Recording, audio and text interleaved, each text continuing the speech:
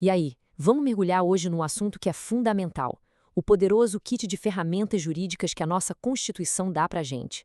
A ideia aqui é entender como cada um de nós pode usar esses instrumentos para defender não só os nossos direitos, mas também o bem de todo mundo. Pois é, essa é a pergunta de 1 milhão, né? Quando a gente se depara com uma ilegalidade ou uma ameaça, é super comum bater aquele sentimento de impotência. Mas a resposta está justamente nesse kit de ferramentas que a Constituição nos entrega.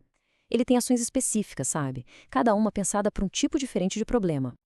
Para começar, vamos dar uma olhada nas ferramentas que funcionam como um verdadeiro escudo, pessoal. Elas protegem aqueles direitos que são diretamente nossos. São os instrumentos para usar quando a questão é individual e precisa de uma solução assim, rápida e certeira. Imagina só a cena. A Ana, uma servidora que acabou de se aposentar, precisa dar uma olhada nos seus registros de trabalho. Mas o pedido é negado. E aí, o que ela faz? Exatamente para isso que existe o habeas data.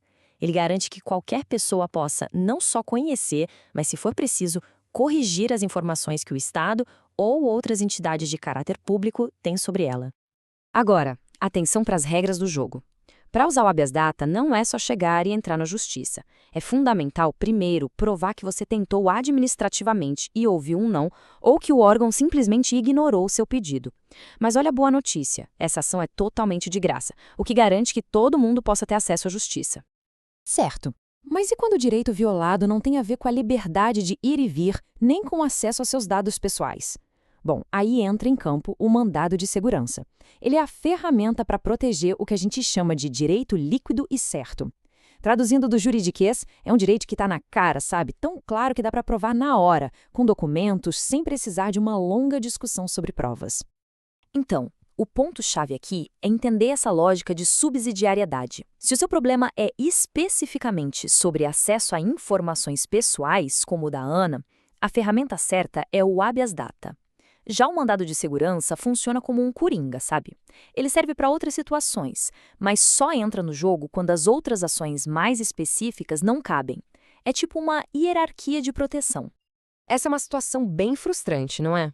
A Constituição garante um direito, mas na prática ele não sai do papel porque falta uma lei para dizer como ele vai funcionar. Isso cria um vazio, uma omissão do poder público. Mas, felizmente, o nosso kit de ferramentas também tem uma solução para isso. E a resposta para preencher essa lacuna é o mandado de injunção. Ele é como se fosse a peça que faltava no quebra-cabeça, conectando o direito que está lá na Constituição com a sua aplicação no dia a dia. Essa ação foi criada justamente para combater essa inércia, essa demora do legislador e dar vida aos direitos que precisam de regulamentação. E olha que legal, essa ferramenta evoluiu muito. Antigamente o judiciário só dizia: olha, realmente falta uma lei. Hoje não. Com a lei de 2016, o poder do juiz ficou bem mais concreto. O tribunal pode dar um prazo para o órgão responsável agir e, se nada acontecer, ele mesmo pode definir as regras para que a pessoa possa finalmente exercer seu direito. Beleza, agora vamos virar a chave. A gente deixa o escudo individual um pouco de lado para pegar o que seria a nossa espada coletiva. São aquelas ações que não defendem só uma pessoa, mas toda a sociedade, protegendo o nosso patrimônio público, o meio ambiente e a moralidade na administração. A ação popular é basicamente o controle social na veia. Ela coloca na mão de qualquer cidadão o poder de fiscalizar e de questionar na justiça os atos do governo que prejudicam o interesse de todos. É a democracia acontecendo de forma bem direta. Então, quem são os personagens dessa história? Usando o caso do Pedro, que questionou um edital de concurso, ele, como cidadão, é o autor. Mas os réus não são só a entidade pública, tipo a União. São também os agentes públicos que participaram do ato. Isso garante que a responsabilidade seja aportada em todos os níveis. Bem, ao lado da ação popular, a gente tem a ação civil pública. A grande diferença entre elas é quem pode dar o pontapé inicial.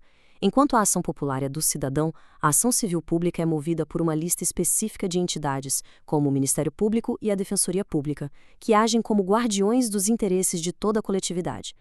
E o poder de uma decisão numa ação civil pública é imenso. O efeito é erga omnes. É uma expressão em latim que significa basicamente contra todos. Ou seja, a decisão vale para todo mundo, não só para quem estava no processo. Isso amplia de uma forma gigantesca o impacto da proteção, seja para o meio ambiente, seja para os direitos do consumidor.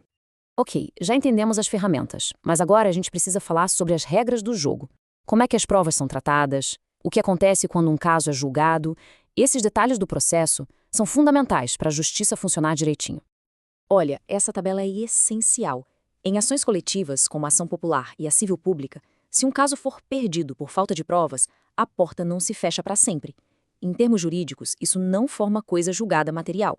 Ou seja, qualquer outra entidade ou pessoa legitimada pode entrar com uma nova ação se aparecerem provas novas. É uma espécie de segunda chance para a justiça coletiva. E quando a prova depende de um especialista? O processo é bem definido. Depois que o juiz nomeia o perito, as partes têm 15 dias, não 10, tá? Para questionar se ele é imparcial. E se o laudo do perito parecer errado, dá para pedir uma segunda perícia. Mas um ponto importante, a segunda perícia não anula a primeira. O juiz vai olhar as duas e tirar suas próprias conclusões. E este aqui é o princípio de ouro que governa a prova técnica.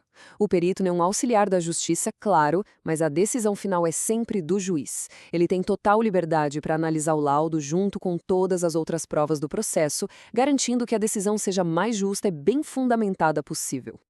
Chegando aqui no final da nossa análise, fica bem claro que essas ações não são só detalhes técnicos do direito. Elas são, na verdade, a própria base do nosso sistema de justiça e de uma cidadania ativa de verdade. Então, para a gente amarrar tudo, temos um kit de ferramentas bem completo. De um lado, escudos individuais para proteger nossos direitos mais diretos. Do outro, espadas coletivas para defender o que é de todo mundo. E tudo isso sustentado por regras claras que buscam a justiça. No fim das contas, são esses mecanismos que permitem que a sociedade fiscalize e cobre responsabilidade do poder. E fica aqui uma reflexão final para a gente. Talvez a verdadeira medida da força de uma democracia não esteja nos seus monumentos ou na sua economia, mas sim na qualidade e no quão acessíveis são as ferramentas que ela oferece a cada cidadão para buscar e efetivar a justiça.